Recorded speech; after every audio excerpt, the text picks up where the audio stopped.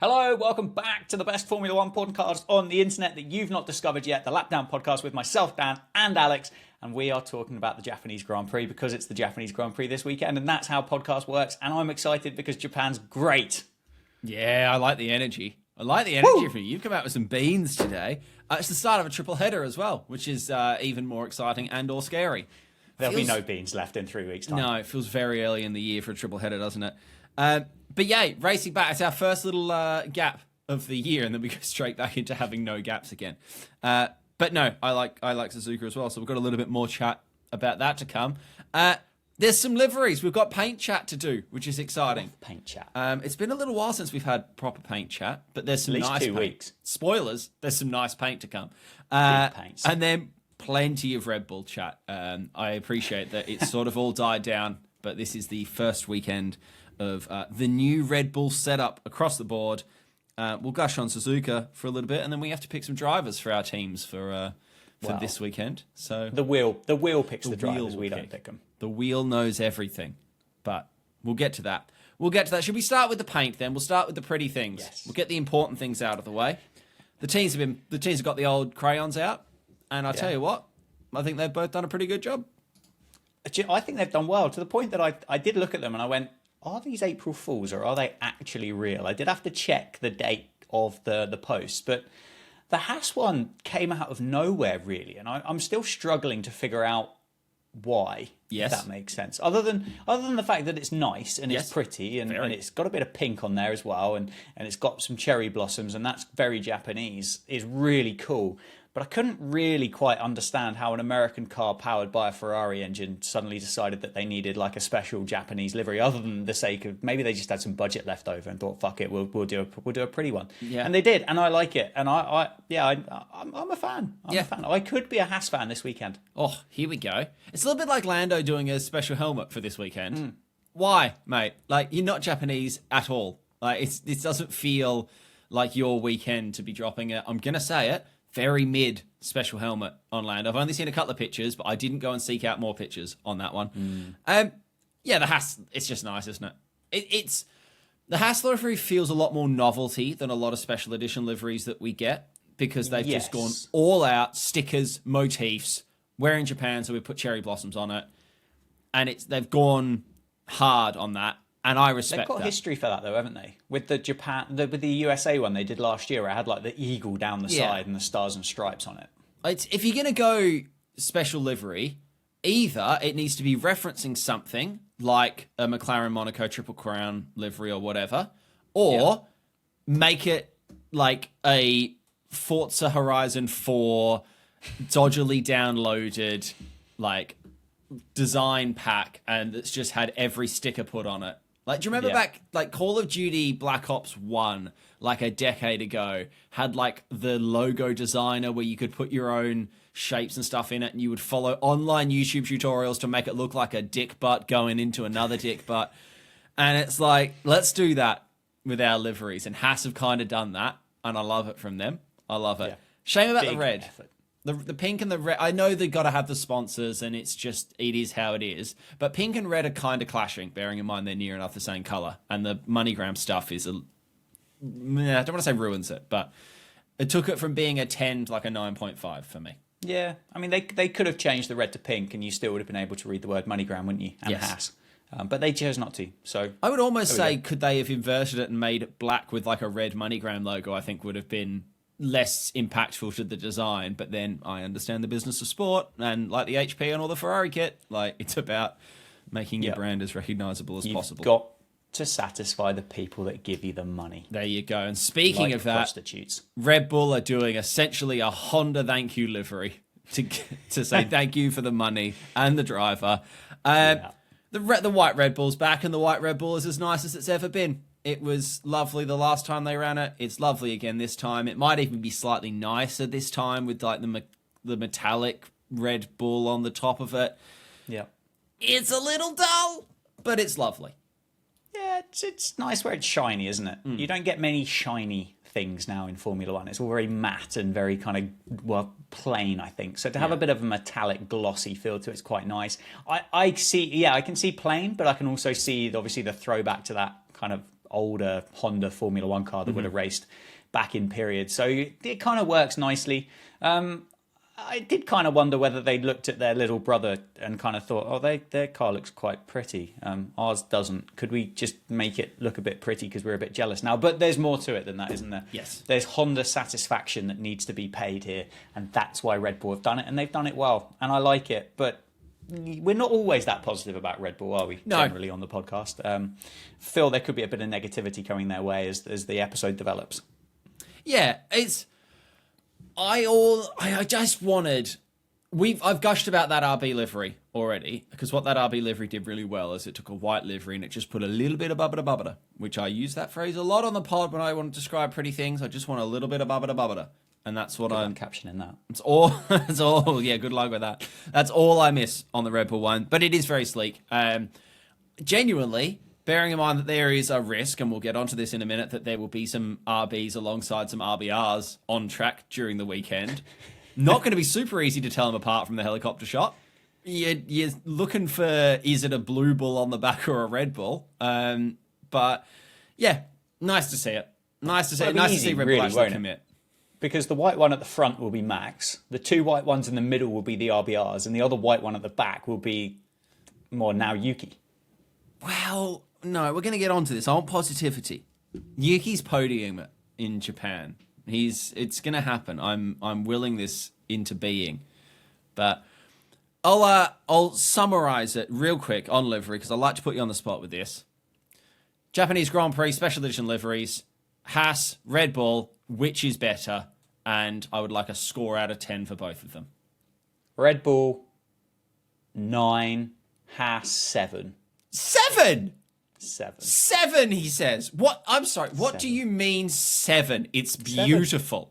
Look, you can't give 10s away for nothing. We're in 3 rounds of the championship. We are going to have another handful of special liveries from Haas and all the other teams. So we've got to have some room to play around with. It might go up later on in the year. I'm not asking for a 10, but you've given it a 7 when you've given an entirely white car a 9.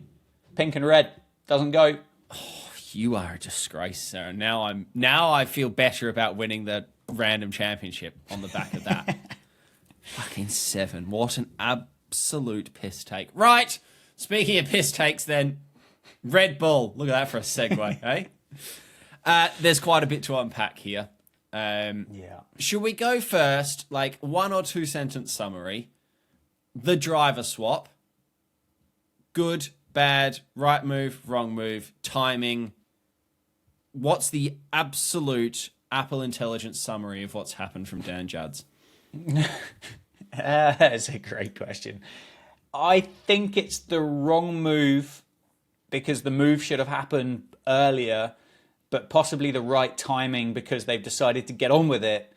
But it just depends as to whether Yuki can eat that kind of frozen poison Froger that you mentioned the other week and see if he can actually survive. Yeah.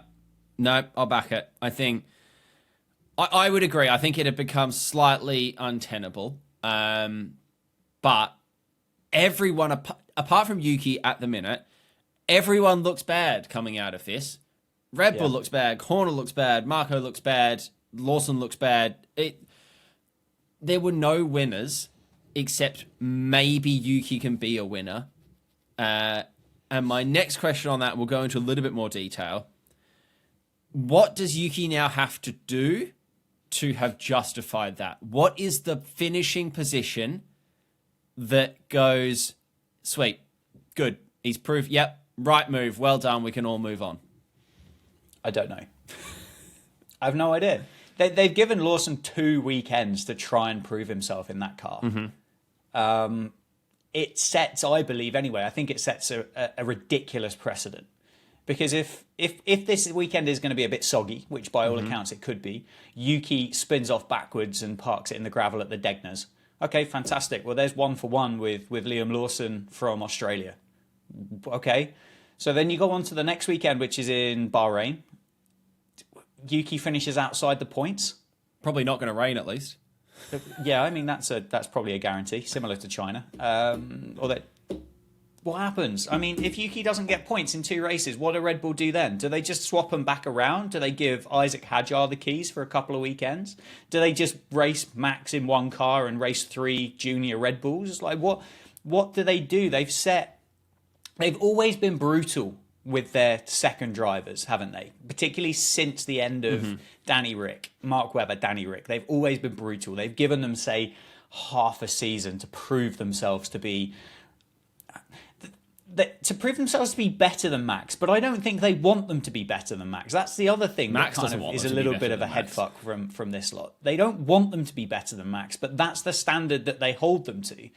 So that's what gets confusing about it. And the fact they've given Liam Lawson 2 races, which I will say he did look considerably out of his depth, but gave him no opportunity to learn how to swim. I think like Helmut probably looked at him after a couple of weekends, went to the deep end of the swimming pool and just kind of held his head under the water for a bit and went, I'm just going to put you out of your misery. Just as maybe he was about to kind of start to go get the old doggy paddle going. And Yuki could fall in this same trap. And every bit of history suggests the fact that this car is going to be incredibly difficult to drive.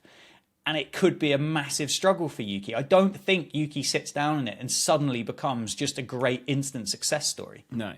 Does Yuki have a longer rope than others, though, because he's kind of cult-loved as an underdog character, that it's a little bit like the Gordon Ramsay meme of when he's on MasterChef versus MasterChef Junior, and if it's MasterChef and they overcook the salmon, he calls him an absolute fucking donkey, and then if the juniors overcook the salmon, it's, oh dear, oh no, precious, it's okay, you'll be fine.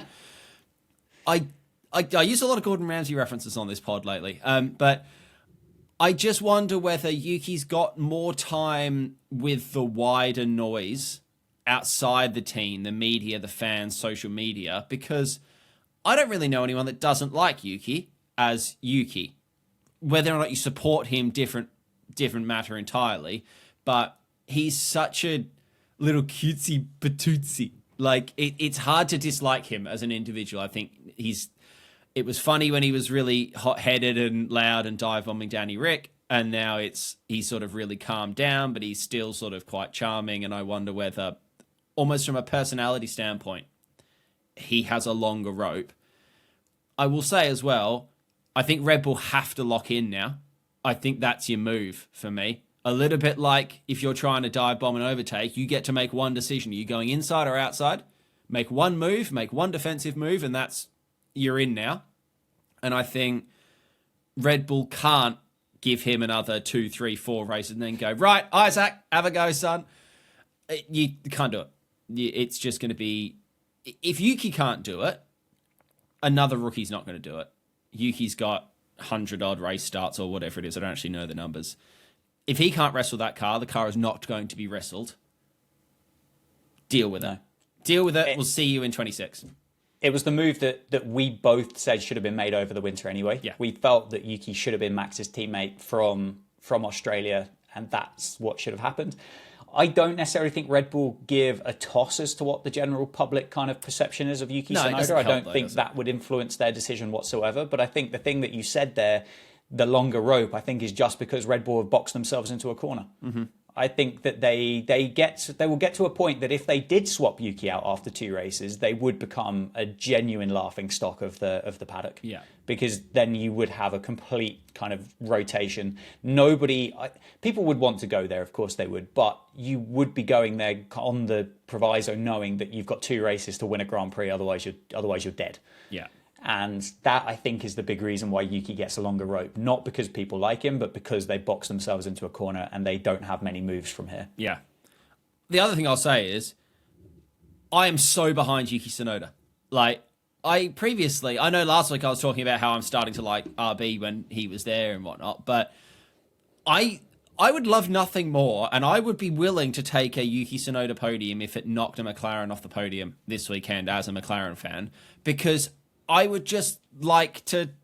I don't even care about Red Bull doing well. I just would like Yuki to validate and have that little quiet punch to himself back in the motorhome of, fucking, I told you. Like, I've waited, and look what you've been missing for the last 2 or 3, probably not that long with Yuki, to be fair. He's, I think, matured quite a bit as a driver in the last 12 months or so. But I am so on board with Team Yuki this weekend.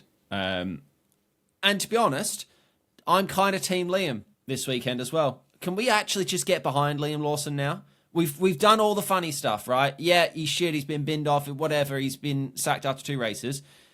The bloke can race. We don't need to keep piling on now. I would love it if Yuki does well, whatever we decide that measure of well is for that Red Bull, and Liam can finish P10 or something in the RB, P9, P10 with Hajar, and everyone could just have a weekend. Let's just have good weekends. Let's have a positive weekend all round. Yeah, I like Yuki as a human being, and I wouldn't be upset if I saw him do well. I'm a bit indifferent about the result though, because I kind of feel like it would be quite funny if he did stink the house out for the couple of races, and it was just a bit of a what on earth are Red Bull going to do next? Yeah. I think that would be very funny, just for the content side of things, and I think Drive to Survive would be hilarious. Liam, I hope for his sake that things start kind of heading in the right direction for him.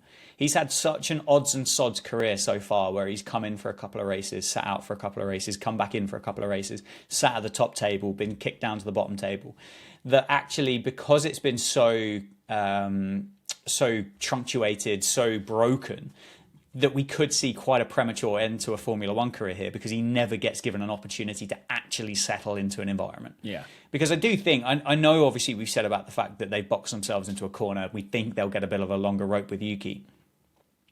But I think there's every chance that it doesn't go well for Yuki. And in half a dozen races, we are sat there talking about, well, do they think about bringing Lawson back now? Because he has had a couple of point scoring finishes in the V-carb or the RBR or the... I think the door's closed on Lawson. I don't think you can come back. I think the door could be closed, but I don't think that stops people talking about the door.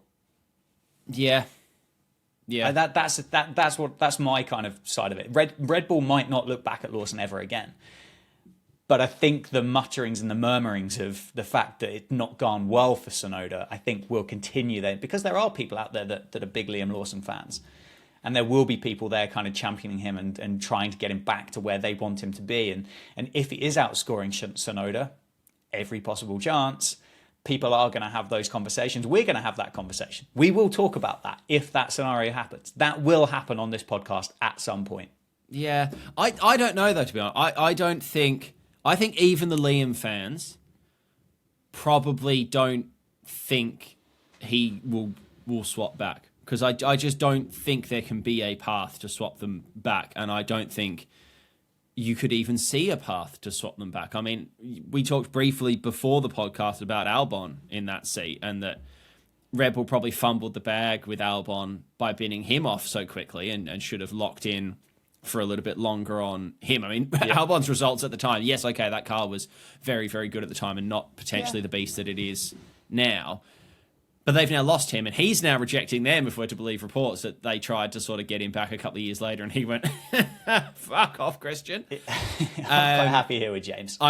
Me and James are going for lunch today. He's made a picnic, and I feel like once you've been dropped from a team, okay, I get it. Well, no, because Danny Rick wasn't dropped. Danny Rick chose to leave.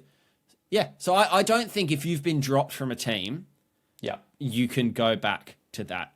I think Danny Rick would have been the exception, because he chose to leave that team, and we can talk for as long as you want about whether that was the right or wrong move at the time. It wasn't the right move. But I just... And if I'm a Liam fan, you say there are going to be people fighting his corner. It's a bit like me playing cricket on a Saturday. I'm going to stay in the twos and do well. Don't stick me up in the ones where I'm going to bat 9 and not be able to score any runs. Let me actually have a year where I do well. Stay in the good car. And yeah, it's going to be very, very interesting this weekend. Just the final kind of question about this. If this scenario kind of plays out that Yuki does do very well in this second Red Bull car, why did they not give him the drive in the first place? Why did they overlook Yuki Tsunoda, the guy with the experience, the guy that's been in that family on the Formula One grid for such a long period of time in comparison to Liam Lawson? Why did they look over him? Why was he not the right reason 2 races ago? Yeah. What was the logic behind that? Because surely does that not kind of create a bigger head scratching kind of thing as to why they preferred Liam Lawson over Yuki in the first place? Yeah. Absolutely, it does. I think everyone did a lot of head scratching when I think we all saw it coming, and then we're still sort of surprised when it happened. I think it has to be off track concerns, reasons, sponsors, whatever. I don't think you can have. We don't know. We are absolutely guessing. We've not seen any. It makes sense any to telemetry. kind of back the bidders from the New Zealand economy instead of the Japanese. I mean, that's kind of that makes logical sense. Doesn't it? You're going to get so much more money out of New Zealand. No, I don't know if it's that though, because they export. Yuki's media is not good. Is what I'm talking about. It's not about money originating from New Zealand or Japan. But they've got the bad boy. Why would they not want? Because the bad boy doesn't do any media. Verstappen will not do any socials, will not do any press stuff because he's over it, and he's told him, I'm not doing TikToks for you and I'm not doing funny social content. So how much Liam content did we see in the few weeks that he was at Red Bull where he was all over their socials? Yuki, you can even see it in the VCAR, in the RB stuff. They're trying to be a bit TikTok generation, and they're trying to make them do trends and sounds and stuff, and Yuki just has either no interest, doesn't really understand what's going on, or just can't be fucked doing it. No. Isaac's having a bit more fun with it. Liam went all in. When he was there on his TikToks for Red Bull, he bought into that. And I think if you want a second driver at a team that you know is not allowed to win, like that second seat is not allowed to beat Max Verstappen. That's probably in the contract.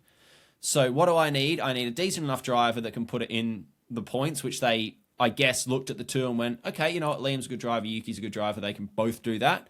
But we can make Liam do the sponsor appearances and, you know, that side of thing. It wouldn't surprise me if that really factored into it. And then they could just sort of let Yuki run out his contract at RB, did a decent enough job there. They still get the Japanese money. They still get the Honda money because he's still in the, you know, it's all going into the same bank account at the end of the day. Yeah. True. I wonder if there's a little bit of that in it. That might be me being on the media side going, who would I rather have to do it? But I think it's a fair point. There might be something. Fair point. So because Liam Lawson likes Lightning McQueen and plays guitar on his sofa, then he's the man to have. Yeah. There you go. I think that's it. There you go. It could be rig stuff. You never know. It might be if we're going to do a firefighter calendar. Who do we want on the firefighter calendar? Because it's not Max's dad bod. Yuki's too short to be on a calendar. I know. Get the 6 foot Abbey New Zealander. He can go on it. He can't drive, but he can be on the. Yeah. You know what? As you said about 15 minutes ago. Let's just hope that both of them settle into these roles well. Have a good weekend. And we can just stop talking about this circus that's been the Red Bull racing team for the last 2 rounds. Did you know that Lewis Hamilton's at Ferrari? Did you know that? Who? Talking about drivers. Lewis Hamilton's in Ferrari now. Never heard of him. I know. Have you heard about this lad called George Russell? Who? He's finished 3rd for 2 races. What? You sometimes see him. You kind of see him when he lifts the trophy at the end. Oh, that's him. I thought he was like team switched... representative from like Pirelli or something. No, that's George. Right, George. Yeah. George. Gotcha. Okie dokie. Worth remembering. Right, let's talk a little bit about Suzuka in general then, because we are back to racing. We're on a proper racetrack. I know that we've actually, we have had, Australia. Do we consider, actually, this is the point. Do you consider Australia a proper racetrack, being sort of it's a little bit of a hybrid? Do you consider Australia a proper racetrack? I think hybrid fits really nicely. It's a they-them circuit, isn't it? Australia. It's kind of the proper circuit, but then also a bit of street going on. So I think hybrid works really nicely. China, new but proper, which is nice. But Japan's nostalgia, isn't it? Yeah. Japan's like, and the other thing about Japan, it is a little figure of 8, and it's got the Degnas and they're cool, and it's got the S's and they're cool, and then it's got 130R and that's cool, and it's just good stuff. It's got a corner called Spoon. And why would you not get excited about as Crofty and Brundle go, oh, and it's side by side, who's going to come out of Spoon first? It's just good. You know the TikToks where the TISM community review spoons? Can we submit Spoon Corner to them? Just be like, hey, we've got one for you to review. Do you know what? I'm so grateful my algorithm hasn't thrown me down that corridor of spoon reviews, media. mate. I do not want to see that shit. Balance, style, design, vibes. Got to have a good spoon, mate. You got to have a good spoon. And we've got one, and it's at Suzuka. Great spoon. You touched on earlier, it might be wet again. God, because that's what we needed, wasn't it? Let's just keep like sprinkling the track. I don't think it's mega rain. It may not even be enough rain to stick them on into. I think it's only a couple of mil that they're expecting on Sunday. But we talked about it before. It's the threat of rain is almost as good as it raining sometimes. And some muddle up forecasts and some class 1s and class 2s and 5 minutes and 2 laps and 15 minutes and why not? Let's keep mixing it up while it's already mixed up enough. Let's keep mixing it up. We've spoken for ages, haven't we, in Formula One about kind of, could we put little sprinklers around the circuit to just make it a little bit soggy for 10 minutes? And Jesus is listening to this and he's giving us that wetness. And yeah, I'm okay with it. Yeah. I'm all right with it. It does, because the thing is we all know that those kind of middle laps of a Grand Prix, they can get a bit boring, can't they, at times? So, I mean, if there is a little bit of, even as you said, even if it doesn't rain, but people are thinking about rain and talking about rain and maybe looking at rain, then we could. The other thing as well, they do get quite good rain in Japan. I know it might only be a couple of mil, but when it does rain, it's good rain. Good, quality rain. Like the high strawberries quality and the square wet rain. Watermelons. It's pristine rain. Precisely. Right, before we get on to picking our drivers for the Japanese Grand Prix, and this is on the topic of tracks, we've had an email from Jackson. And Jackson, if you're listening, I'll say now, we're not going to go over this today because this is tremendous summer/random other seasonal break content. So Jackson said, hi lads, love the pod. Thank you, Jackson. I was thinking, if you could design your own racetrack, what corners and straights would you put in there and why? So we love this. We will do this, but we will do this when we've got time to actually devote it. So that's coming up. And in the meantime, about a month. We'll give you a couple of weeks to build up to this. If people want to answer that themselves first and can DM us, email us, lapdownpod@gmail.com or anything like that. If you want to design your dream circuit, ping it to us and we'll have a custom circuit review episode in one of those gaps coming up. But we will get to that, Jackson, but we want to actually do it properly rather than fly through in the middle of a triple header. So keep an eye out for that. Because it could be an hours long discussion, talking about it. I'll give you a hot tip. I'm going to have 14 spoons. So what more could you want? I've got a cutlery drawer and that's it. It look like a daisy. Yeah. Anyway. Right. Should we pick some drivers? Yeah, let's talk about the most important Formula One World Championship. Is this me that you've just spun? No, this is just me resetting the wheel. Oh, okay. No worries. Well, we'll talk about the most important championship in Formula One right now. Well, I wouldn't mind Lewis Hamilton if that was the if that was the option. You've got a 20-point lead, AB. It's fair to say. Well, we spoke about China. I think I got 10 more points than I thought I was going to get from China. But you still wiped the floor with me picking up 37 across the course of the weekend. So you did well. It was a sprint weekend and you had the two best drivers on the grid. So you've cashed in your chips. I do think you came back a little bit point light from 37. Yeah. But you've got points on the board and I haven't. Yeah. So we're looking all right. So in case you're new to the pod and you've jumped in at this point, you don't know what we're going on about. Myself and Dan both run F1 teams. We only deal in short-term contracts. We go race by race. We're a little bit like Red Bull. We are one race at a time in the way we do our seats. A bit like Red Bull, we don't really know which driver's best, so we let the wheels spin that and pick that for us. And now, the more I talk about it, the more I think there is a chance that this is how Red Bull decided whether they were going Yuki or Liam. It was a whole bunch of faces on a wheel. So we're going to spin the wheel to pick our drivers, and then we go the normal championship point scoring from there. So, Dan, are you ready for your first driver of this weekend? I'm ready. You had first pick last time, didn't you? So here he is. Who have you got? Spin that wheel. Hulkenberg and Ocon in China. Oh, hello. Oh, okay. It's my rookie of the year, Kimi Antonelli. Double in. We haven't really talked about Kimi so far in the 3 race reviews. Bloke's done all right. Bloke's shown himself quite well.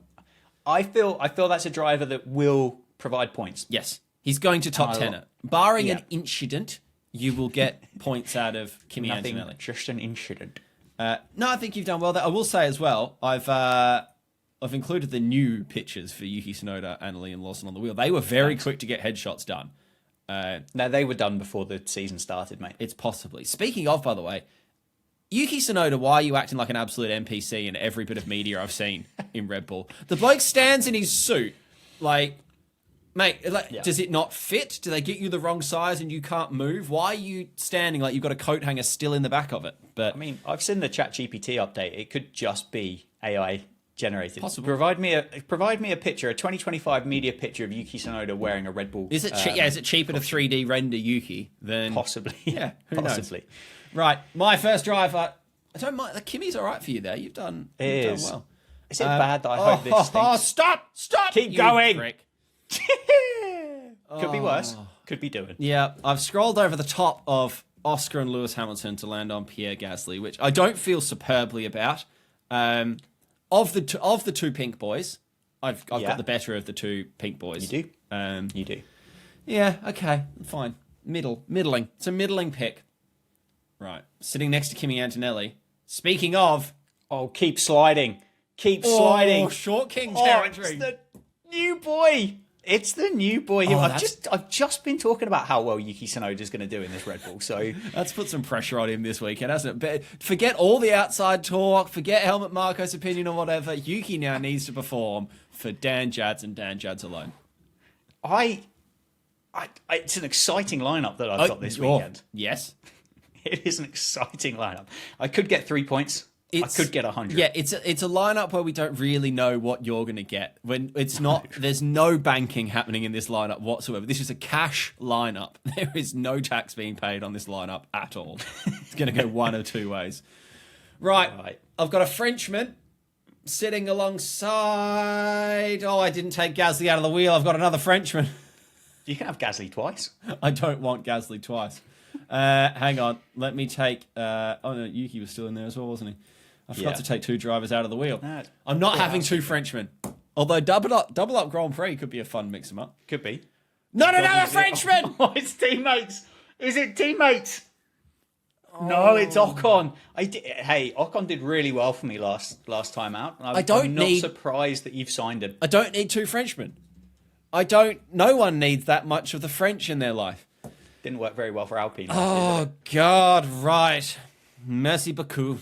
Okay. Petty me etc. If this goes well, if you score more than 12 points, could you open next week's podcast with a rendition of the French national anthem? I will deliver my first sentence in fluent French next week, should I win this weekend's head-to-head matchup.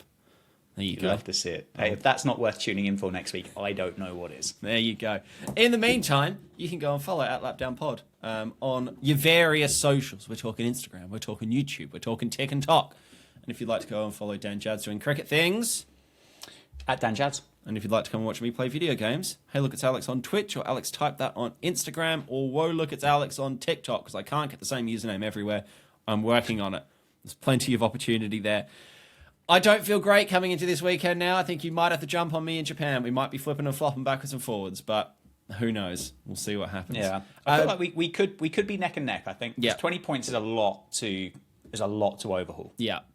For the next triple header as well, just to do a little bit of admin and race business, we should hopefully be back Monday-ish with the Japanese race review, and then we're going to try and hit a bit of Monday, Thursday. But Dan Jads, the cricket season is beginning, so my boy's a little bit all over the place. But we will try and stick as much as we can to the cadence. We've had a couple of nice comments from people about the new format, saying they quite like how things are working. We'll get it done. And we like it too. But thank you for listening to this one. If you've made it this far, you must have enjoyed it. So leave a little review from us and maybe share it with a friend. And we'll see you on Monday-ish after Suzuka. Come on, Yuki. Bye. Go well.